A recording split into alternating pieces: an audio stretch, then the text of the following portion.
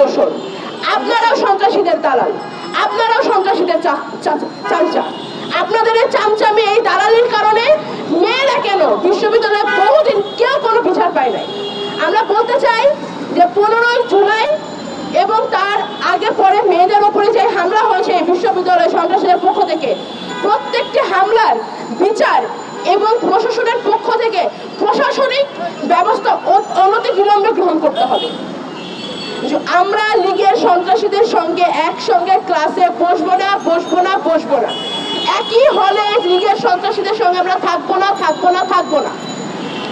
যদি বিশ্ববিদ্যালয়ের প্রশাসন, কোন শিক্ষক, কোন শিক্ষার্থী বা কোন দায়িত্বরত ব্যক্তির প্রত্যক্ষ বা পরোক্ষ মদদের ফলে লীগের সন্ত্রাসীরা পুনর্বাসিত হতে পারে, আমরা তাদেরকেও লীগের দোষর হিসেবে চিহ্নিত করে শাস্তির আওতায় আনতে চাই। আমরা আজকে আমাদের এখান থেকে ঘোষণা দিতে চাই, অনতি বিলম্বে প্রশাসনিক ব্যবস্থা গ্রহণ করুন এবং সন্ত্রাসীদের চিহ্নিত করে শাস্তি নিশ্চিত করুন। যদি সেটা করা না যায়, বিশ্ববিদ্যালয়ের এবং ধীরে ধীরে সারা দেশের সকল নারী শিক্ষার্থীরা রাস্তায় নেমে আসবে এবং একটি নারীও যতক্ষণ না তার বিচার পাবে ততক্ষণ আমরা রাস্তায় থাকবো। আমরা আমাদের আন্দোলন যতদূর পর্যন্ত সম্ভব আমরা কঠোর করব।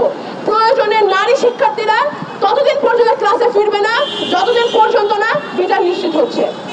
আমরা প্রশাসনকে আহ্বান জানাতে চাই, নতুন বাংলাদেশে সকলে পরিবর্তনের পক্ষে কথা বলছে, আপনারা পরিবর্তনের পক্ষে এগিয়ে আসুন এবং নারী শিক্ষার্থীদের সাথে হয়ে যাওয়া ঘটনার বিচার নিশ্চিত করতে আমাদের সাহায্য করুন, আমাদের পাশে থাকুন।